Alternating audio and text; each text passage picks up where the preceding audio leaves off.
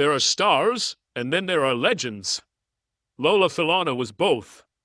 A force of nature in music, film, fashion, and television, her story feels almost too good to be true. But what most people don't know is, there's one shocking reason she was never allowed back on The Tonight Show. Lola's journey wasn't just fame and flash. Born on September 11, 1942, in Camden, New Jersey, she came from a big family with very little. But even as a young girl, Lola had that spark, the kind you can't teach, can't fake, and can't ignore. She sang in church, moved like she was made of rhythm, and people started noticing. Fast, her mom Cleo knew it too. She gambled everything, money, time, and faith on her daughter. By junior high, Lola was performing in nightclubs. She wasn't even old enough to drive, but she was already chasing her dream like her life depended on it. And honestly, kinda did. She dropped out of high school and took the leap to New York City. But then boom, Lola caught the eye of none other than Dinah Washington and Sammy Davis Jr. just like that. Doors flew open. At just 16, she debuted in a Philly nightclub and then landed a spot in Golden Boy on Broadway. The rest, straight fire. She signed with Mercury Records, dropped My Baby in 1965, and lit up the charts. Then came Hollywood. Lola made her film debut in A Man Called Adam alongside Ossie Davis and Cicely Tyson. That wasn't just a cameo, she owned every scene. Italy crowned her the Black Venus after she dazzled audiences. There with her voice and moves. And when she starred in The Liberation of L.B. Jones, the industry went wild. A Golden Globe nomination followed. She wasn't just famous, she was undeniable. And her style, untouchable. Lola wasn't just performing, she was setting trends. Every time she stepped on screen, she was redefining glamour. The Tonight Show, The Muppet Show, variety specials, everyone wanted her. She wasn't just the moment. She was the blueprint. But here's the twist. Behind the lights and cameras, Lola never lost herself. No scandals, no sellout. She stayed grounded in her faith, her values, and her vision. She made it clear, she wasn't here to play the game. She was here to change it, and that's exactly why some people couldn't handle her.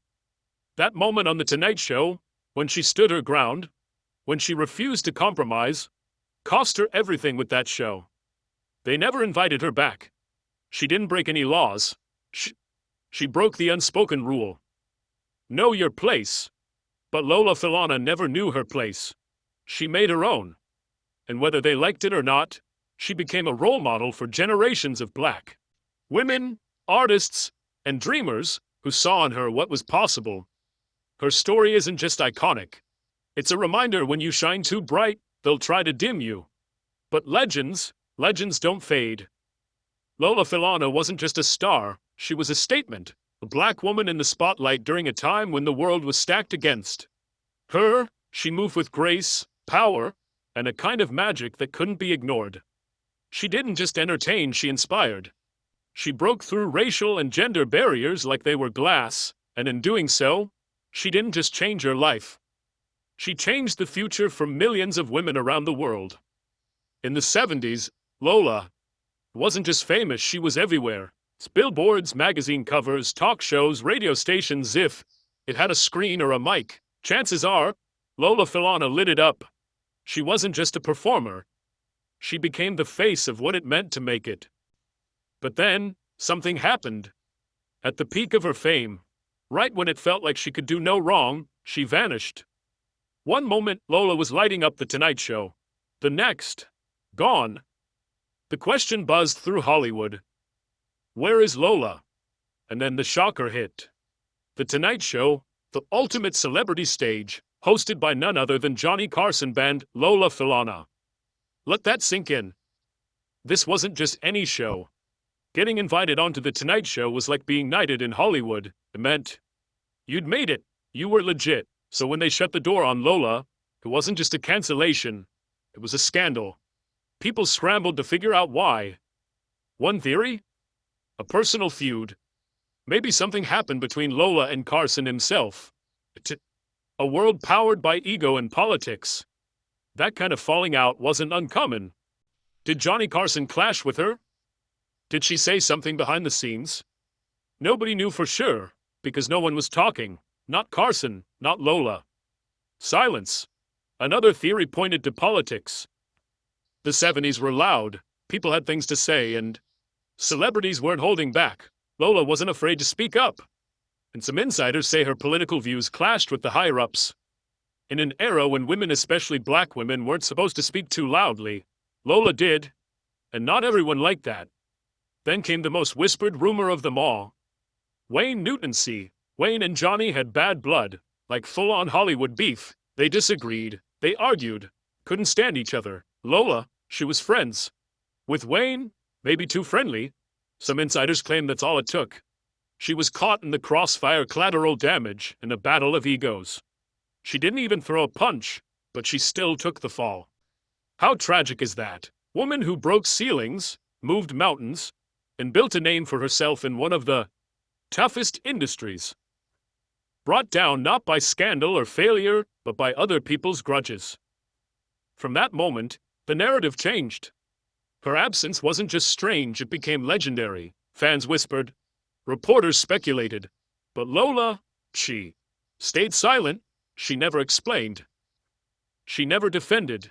And that silence, it only made the mystery grow. But here's what never changed Lola's power: her legacy. Because no matter how Hollywood tried to erase her, the truth is this: she was the moment. She walked through fire and never stopped dancing. She took a system built to break her and made it watch her shine. And that's why she'll always be a legend, not because of what happened behind the scenes, but because of how she kept rising even when the world tried to pull her down. Johnny Carson wasn't just the host of The Tonight Show. He was the kingmaker. He didn't just dominate television, he dominated the culture. NBC's success? Largely credited to him. He even had ties in Las Vegas, owning a local TV station and occasionally performing on the Strip. When you tuned in at night, you saw a man with a sharp wit and a friendly smile. But behind the scenes, Carson was a completely different story. In the industry, it was no secret. He was moody, prone to outbursts, a heavy drinker, and dangerously quick to take offense. And when Johnny didn't like you, your name didn't just get scratched off the list. It got buried. Enter Wayne Newton. Vegas royalty. His career spanned decades, and he'd earned a place in American entertainment history. But one night Carson crossed the line. He made a joke, one that wasn't just tasteless, but deeply personal. On air, Carson referred to Newton as a gay host in Las Vegas. Wayne Newton didn't laugh. What followed was nearly a physical confrontation. This wasn't just a celebrity feud, it was a full-on war. Headlines exploded, tensions skyrocketed, and suddenly, if you were friends with Wayne Newton, you were no friend of Johnny Carson. And that's where Lola Falana got caught in the middle. She wasn't part of the drama. She wasn't throwing shade. All she did was stay loyal to someone she called a friend. But in Hollywood, loyalty like that can cost you everything. Lola and Wayne had known each other since the 60s. When they both performed in Las Vegas, she had the stage presence, he had the voice, and together, they captivated crowds. Their bond was real deep, artistic, personal, and in a world where alliances were often fake, theirs stood out. So when things between Newton and Carson went nuclear, Lola didn't back away. She didn't distance herself. She stood by Wayne, and that was enough. To end her Tonight Show career, the industry started whispering. Her invite stopped. That shining spotlight she'd worked so hard to earn suddenly dimmed. A single connection had closed doors she'd spent a lifetime opening. But Lola Falana wasn't like the others. She didn't play the game. She wasn't driven by politics or fear. She believed in loyalty and standing by people you care about, even if it meant losing everything. And she did lose a lot. Her visibility in mainstream media began to slip.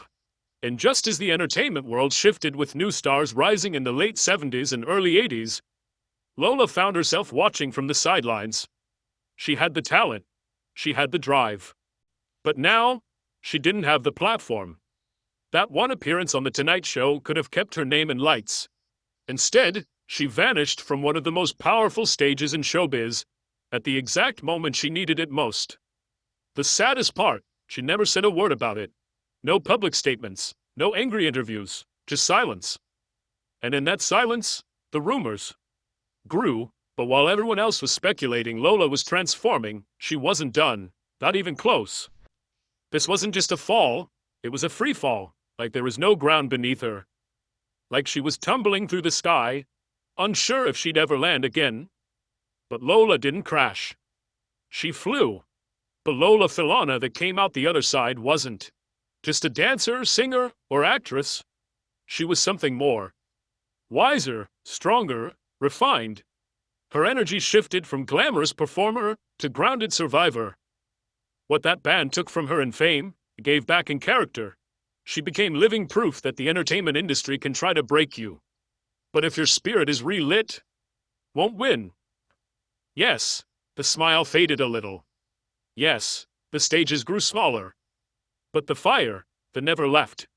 She endured the unthinkable. She stood in the middle of Hollywood's most powerful feud on, stayed loyal. She was punished for her principles, shunned for her silence, and erased from a spotlight she earned with blood, sweat, and soul. And still, what makes Lola Falana a legend? Not just because of what she did when the world was cheering, but because of what she survived. When the world turned its back. Just when Lola Falana thought life couldn't hit any harder, did. After her silent banishment from the Tonight Show, when the cameras stopped rolling and the calls stopped coming, Lola thought she had seen the worst. But in 1987, fate threw another brutal punch, one that didn't just target her career, but her body, her voice, her very soul. She was diagnosed with multiple sclerosis, and this time, the enemy wasn't a man in a suit or a hidden Hollywood agenda. It was life itself, battle against her own body. Imagine it. The Queen of Las Vegas, the woman who lit up every stage with fire and flawless rhythm, now facing a diagnosis that paralyzed the entire left side of her body, her speech fading. Hearing diminished, her vision going. The same Lola Falana who once danced like the wind, sang like an angel, and had audiences hypnotized, was now lying still, silent, unseen, and people whispered the worst. What is she even now? But they clearly didn't know Lola Falana. She wasn't built to break. For 18 relentless months, Lola fought. Not with bitterness, not with rage, but with the quiet kind of strength that comes from somewhere deeper, somewhere spiritual. It was during this storm that something inside her shifted. Before all this, faith was just a whisper in the background of her life. But now, it became her anchor. She turned to God not out of desperation, but out of transformation. Her illness went into remission. Her spirit, unshakable. She didn't just get better, she became better, stronger, more grounded. In October 1989, when most people thought she was gone for good, Lola came back. And she didn't just return, she roared. On stage with Wayne Newton at the Las Vegas Hilton, she performed Proud Mary. And the audience watched history being rewritten right in front of their eyes. Later that summer, despite club owners being terrified of a relapse, she booked the Sands Hotel. The same Lola who once couldn't walk, who couldn't speak, stood on stage and declared, "I'm not cured, but I'm healed." Let that sit for a second. That one sentence. It became a battle cry for thousands fighting their own battles with MS, with life, with anything that tried to steal their identity. Lola didn't just survive, she evolved. She embraced Catholicism and stepped into a life of purpose, shifting from celebrity to advocate, from performer to healer. She began using her voice not just to sing but to fight, to raise awareness for MS, to show others that a diagnosis is not a death sentence, that fame fades, but faith fuels. She poured herself into philanthropy, using her spotlight to shine on those who were still stuck in the dark. And even though her days on magazine covers became less frequent, her impact only grew. Her story, one of pain, persistence, and transformation, became more powerful than any performance. In spring 1989, her return to Vegas was more than a comeback, it was a resurrection. Jet magazine captured it perfectly. A star once dimmed, now blazing again, brighter than ever. And now, Lola Falana is 81 years old, with a net worth of $10 million, with decades of legacy behind her. And still people are watching, hoping, waiting to see what she'll do next. Because Lola Falana isn't just a name. She's a reminder that no matter how hard you fall, no matter how deep the silence, no matter who walks away or what, your body tries to take from you, you can rise. And sometimes, the comeback isn't about the stage or the spotlight. It's about the strength to say, I'm not cured, but I'm healed.